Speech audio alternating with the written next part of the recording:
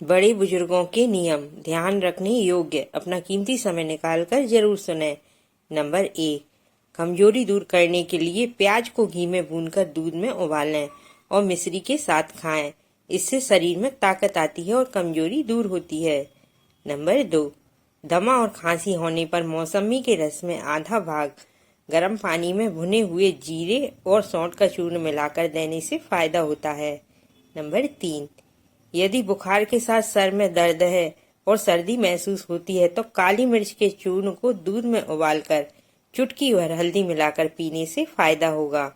Number 4, जिसकी आवाज बुढ़ापे की वजह से कांपने लगे तो मुलेठी पाउडर में गुड़ डालकर रोजाना चाट लिया करें।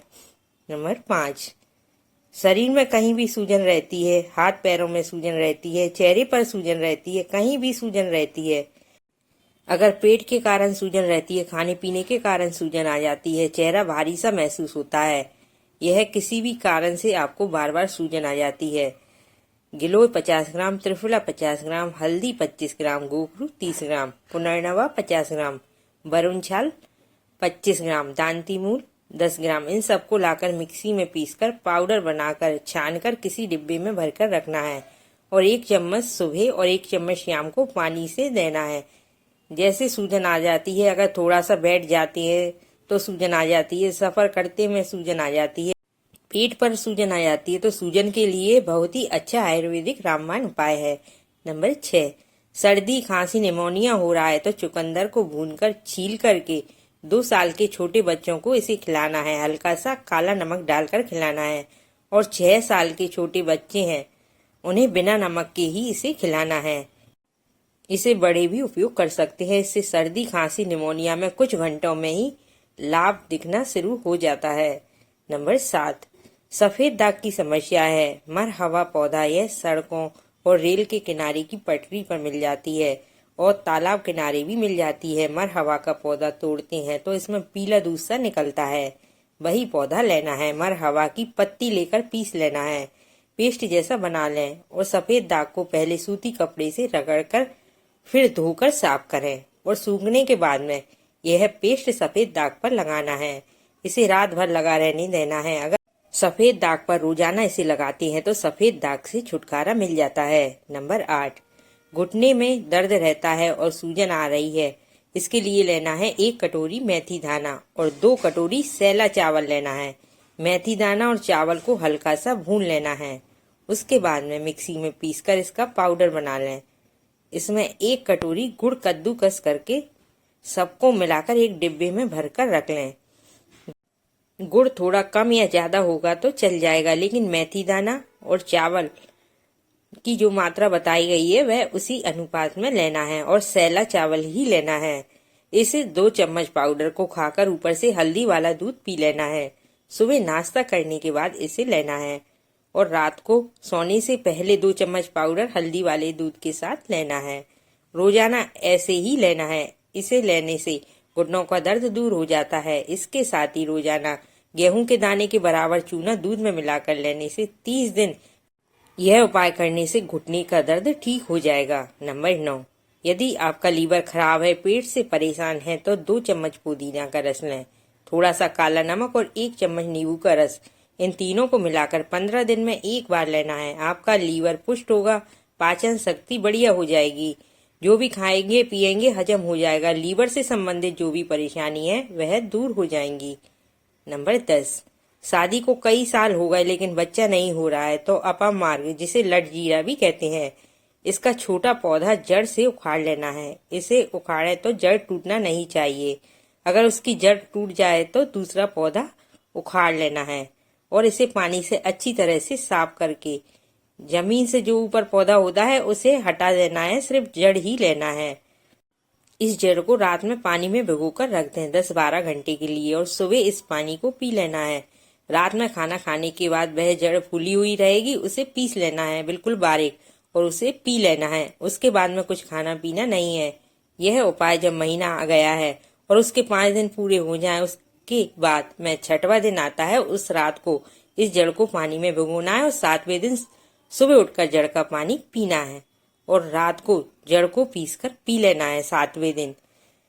कई महिलाओं को पहली बार में ही कंसीव हो जाता है। अगर पहली बार में कंसीव ना हो तो इसे दूसरे और तीसरी बार जब महीना आए तब इसका प्रयोग कर सकते हैं, निश्चित ही कंसीव हो जाएगा।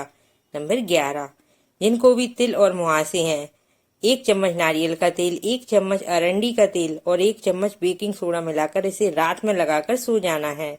इससे 7 दिन में ही आपको रिजल्ट दिख जाएगा। इसके कोई साइड इफेक्ट नहीं है। नंबर 12, शरीर में जगह जगह गांठें हो गई हैं, लिपोमा की गांठ हो गई है, तो 4 पत्ते कचनार के लेना है और 2 गिलास पानी लेकर इन पत्तों को इतना उबालना है कि वह आधा गिलास रह जाए। छानकर सुबह खाली पेट 1 कचनार गूगल गोली ले। यह किसी भी आयुर्वेदिक स्टोर पर मिल जाती है। इस गोली को इसी पानी से खाना है। 20 से 25 दिन खाने से ही आपको फायदा नजर आने लगेगा। सुबह नाश्ते के बाद लेना है, शाम को खाना खाने के बाद, रात को सोते समय लेना है। यह बहुत ही रामबाण उपाय है, गांठें इससे घुल जाएंगी। नंबर 13, जिस महिला को पीरियड समय पर नहीं आते, महीना पहले ही आ जाता है, 5 दिन पहले आ गया, कभी 10 दिन पहले आ जाता है, महीने में 2-2 बार पीरियड्स आते हैं, तो इसके लिए गाय का घी लेना है। आधा गिलास पानी गर्म करके 1.5 चम्मच गाय का घी डालकर सुबह खाली पेट पीना है और रात को सोते समय पीना है। 30 दिन पीना है। इससे महीना टाइम पर आएगा और खुलकर आएगा और पीरियड टाइम में जो पेन होता है वह भी नहीं होगा।